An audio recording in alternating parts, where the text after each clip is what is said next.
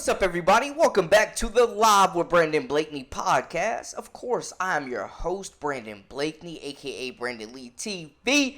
You know I got another banger for y'all, so make sure to kick back, relax, and come take a ride with me.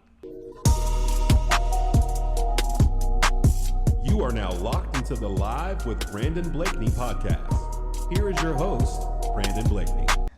Guys, we got some big news. Arguably the top free agent that's going to be available right now is on the board in the WNBA, and it's looking like she could potentially join the Indiana Fever, man. And I'm talking about a player that we've discussed that I feel like is the missing link from taking the Indiana Fever to an up-and-coming hot playoff team, hot ticket to a legitimate contender in the WNBA, and that's former Dallas Wings forward Satou Sabally.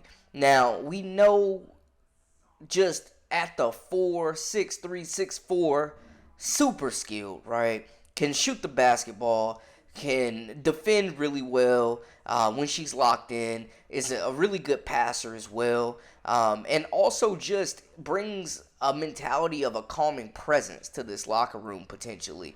But her offense, if they land her and pair in this offense, you pretty much switch out Satou for Nalissa Smith, and we might be talking about the most potent offense in the league. But she did announce that she will, in fact, not only possibly be a sneaker free agent, but will be a free agent in the WNBA as well.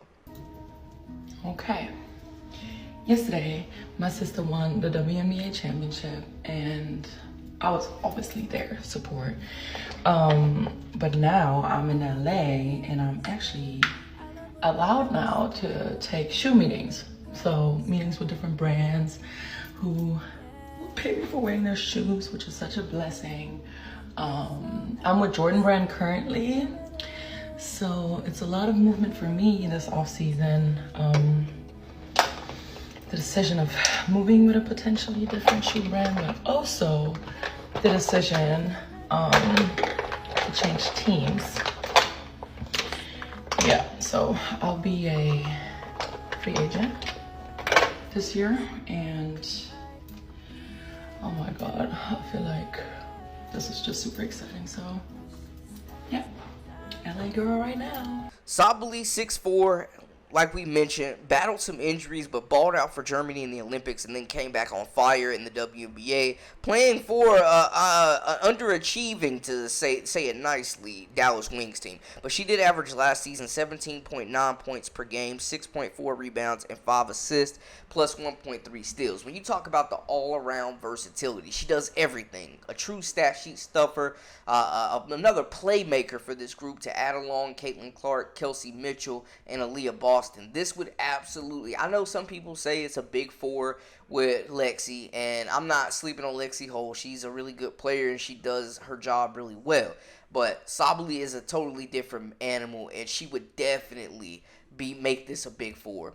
You talk about the versatility, being able to hit open threes, get her shot off the dribble, create space, open things up for these slashers to get to the cup, and she can handle the basketball. 5 assists, absolutely really talented playmaker as well, capable playmaker for this group. Takes pressure off of Caitlin, where she's not having to create every play to set up her teammates. Sabally comes in and takes some of that pressure off handling the basketball. Her shooting off the dribble, catch and shoot, super versatile.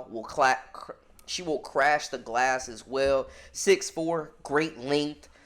And she understands how to play her role, man. She's low maintenance. She's not going to be out there chucking a bunch of shots. And I think her mentality fits this locker room, where she's young enough to fit into this young nucleus and build with them and help establish a potential dynasty for years to come with the Fever, man. The sky's the limit if they land her. They got to throw the whole kitchen sink at her, though. We know she lit Indiana up. It was a packed house when they played the Dallas Wings in Indiana, and Sabally straight lit them up. So they know what they're getting. She's also been liking tweets from fans linking her to the Indiana Fever as well, which is something to take a look at. Now, will Christy Sod still be the coach? I don't know. We know her track record, and she could find a way to blow this whole thing. But the new GM, they got to make moves. They got to throw the kitchen sink at Sabally, because if they land her, this team is going to be set up for years to come.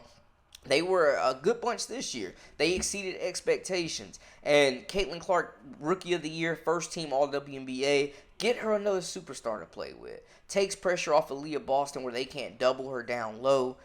You look at Caitlin, who finished 4th in MVP as well, led the league in assists. I definitely think she's averaging double-digit assists if Sabally comes back or comes and joins this group for sure.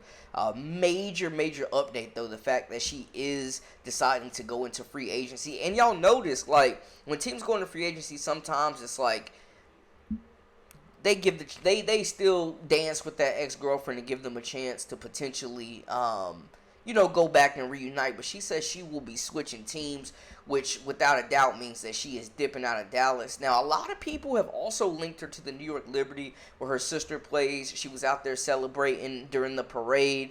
That's also a situation to monitor as well.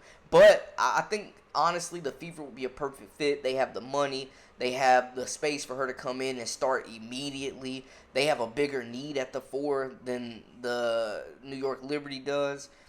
So I think it would be an obvious choice, and it would be beneficial for her to go ahead and join the Indiana Fever. I think it's the logical choice, and it seems like she is strongly entertaining that idea from what we've been seeing. But y'all let me know how y'all feel in the comments. Holler at me, talk to me. This could be big, major news. So, and make sure to hit that subscribe button to stay up with all the latest and the greatest. Of course, I'm your host, Brandon Blakeney, a.k.a. Brandon Lee TV. Until next time, we out.